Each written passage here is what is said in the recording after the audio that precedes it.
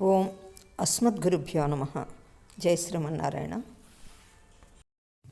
Hi friends, many of us know that the Sri Ramayana was composed by says Valmiki, but we don't know the reasons behind it.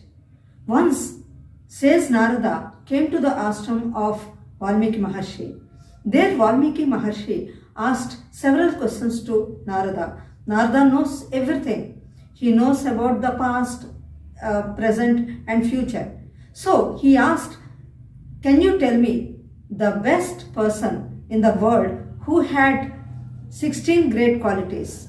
For that, Narada said, it is very difficult for any person to get 16 great qualities.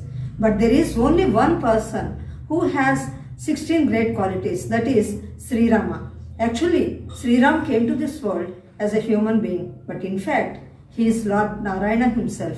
Lord Vishnu came to this world as Sri Rama to prove how a human being should be. And later, when Narada left, Valmiki went with his disciples to take bath in Tamasa river. There he was fascinated by the surroundings and also the purity of water. Suddenly, he found two birds, conch birds, or they were in love with each other. At that time, a hunter came and killed the male one. When the male one died, the female one was crying. That was the situation he had seen and he could not bear it. Suddenly, a sloka came. His soka means his grief came in the form of sloka, that means a poem. And after that, he left to his ashram. Then Brahma came to his ashram. For that, Valmiki said, unnecessarily, I cursed a hunter. I shouldn't have done that. For that, Brahma said, you did not do it intentionally, right? Actually, I made you do that. Saraswati Mata on your tongue made you recite that sloka. Now you are going to compose the Ramayana. Anyway, Narada Maharshi gave you the briefing of the Ramayana and you are going to narrate the entire story of Sri Ramayana. That is the situation which was behind composing this Ramayana by. This was the conversation went on between Valmiki and sage Narada when Narada came to Valmiki's ashram. Valmiki asked Narada these questions. Is there any person in this world who has handsome personality with pleasing looks, broad shoulders, always speaks truth, lead dharmic life, treat all kinds of people alike, love all species of living beings, having lot of patience, forgiveness, accessible to all, known for his bravery, quick at learning, the most obedient, having pleasing manners, very good at archery, can create fear among enemies, can control all sorts of emotions like anger, has power to control everything and everyone, etc. Then Narada said, it is very difficult to find any such person possessing all virtues, but there is only one named Sri Rama, son of Dasarath Maharaj of Ikshvaka dynasty, ruling Kosala, living in Ayodhya. Narada further gave briefing of the Ramayana. Then says Valmiki left to the river Tamasa, where he saw the hunter killing one of the birds. Then his grief came out in the form of poem and cursed the hunter. Valmiki went back to his ashram and was repenting for cursing the hunter. Brahma appeared to him and said that Brahma himself made him chant that sloka, which is the initial sloka of the Ramayana. Brahma made Valmiki to see all happenings in the Ramayana from his mind's eye. Thus, he started composing the great epic. Ayodhya was ruled by the king Dasarath, who was known for ruling kingdom in dharmic way. There were no barriers like rich and poor. All were wealthy and were leading peaceful and comfortable life, and even happy life in his kingdom. It was named Ayodhya since it was not defeated by anyone. He performed Ashwamedha Yaga, completed successfully, and became the emperor. Dasarath Maharaj's only worry was he had no sons to rule his kingdom. He had no successors. So he performed Putra Kameshti Yaga under the supervision of Rishyasringa. After performing Putra Kameshti Yaga, a divine person came out of it and he was holding a golden vessel with silver lid. It contained payasam, rice pudding. He put it in the hands of Dasarath Maharaj and told if his 3 wives take that payasam, they would be blessed with sons. Then he disappeared.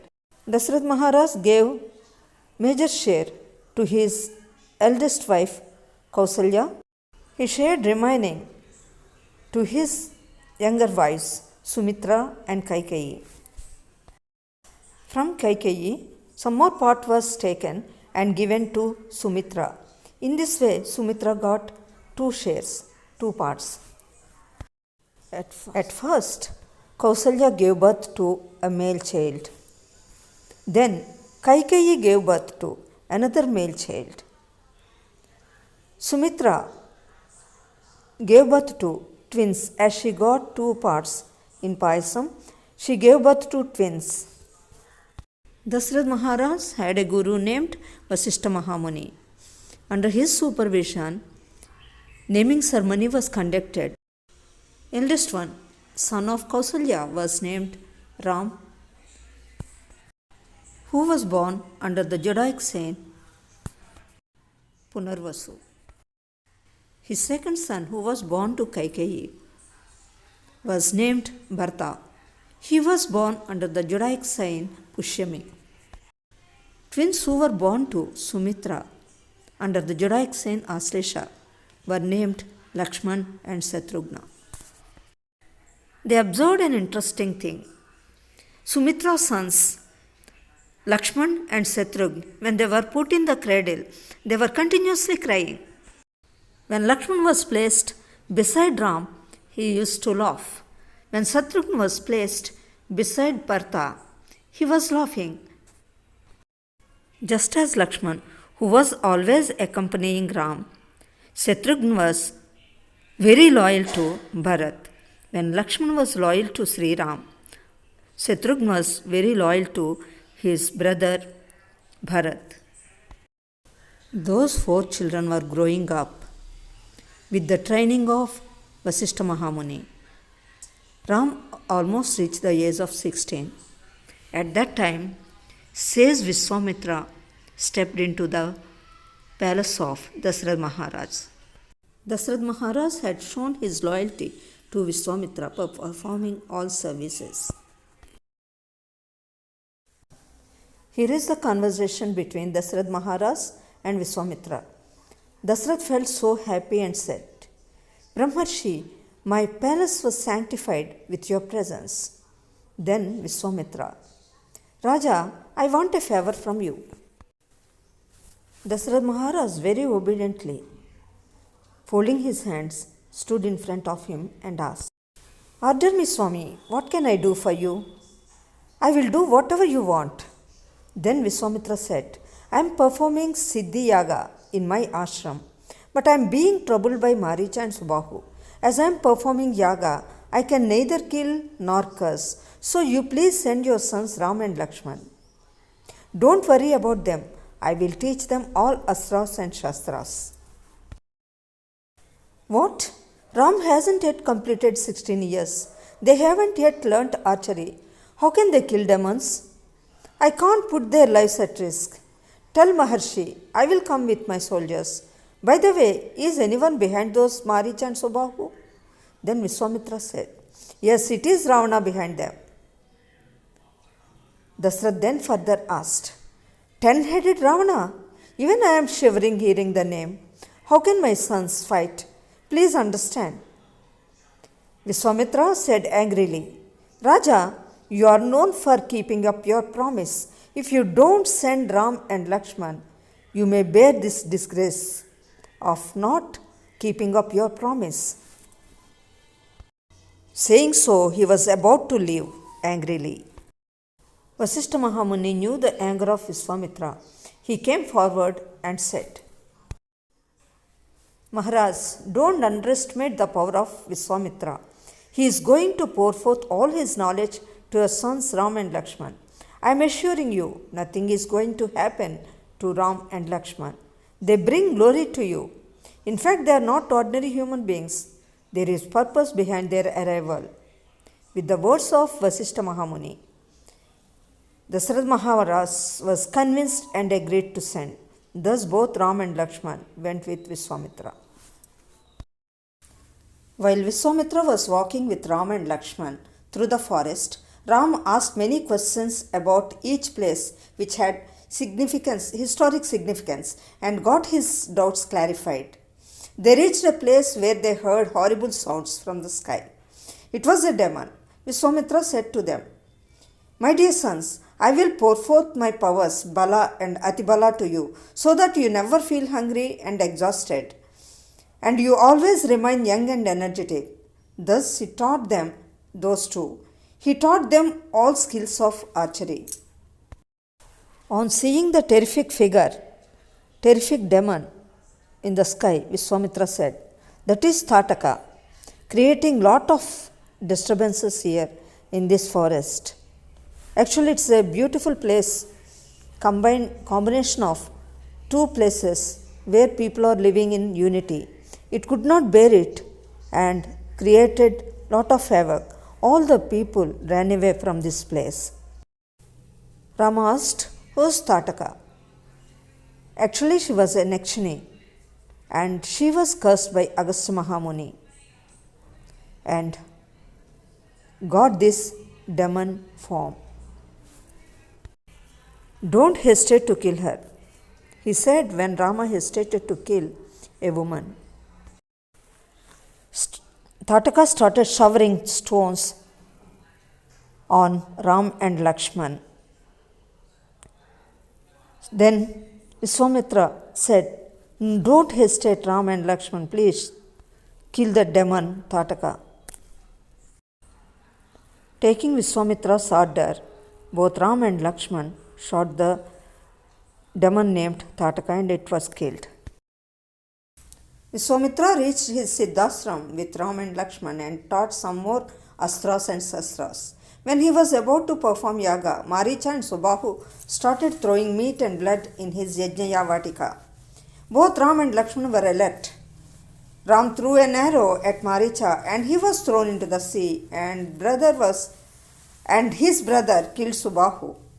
Then Viswamitra completed his yaga. He wanted to show gratitude to Ram and Lakshman. At that time, Janaka Maharaj invited many sadhus to his palace.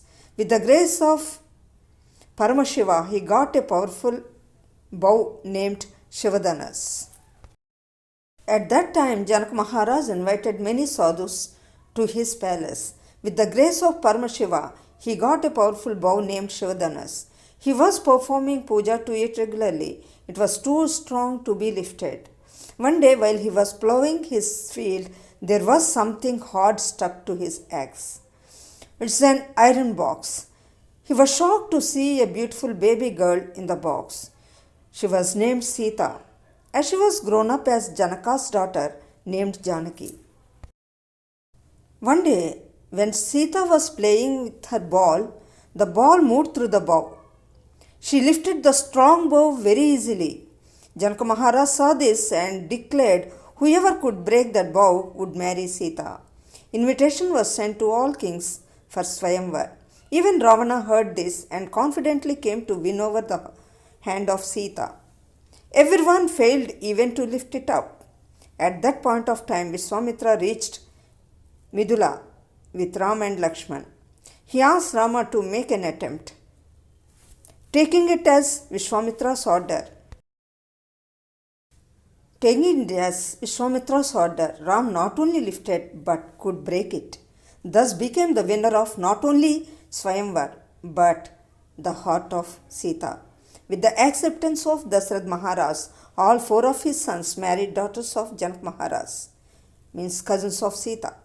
Thus, Balakanda, the first Kanda, ended with the marriages of Ram, Lakshman, Bharat, and Shatrugna.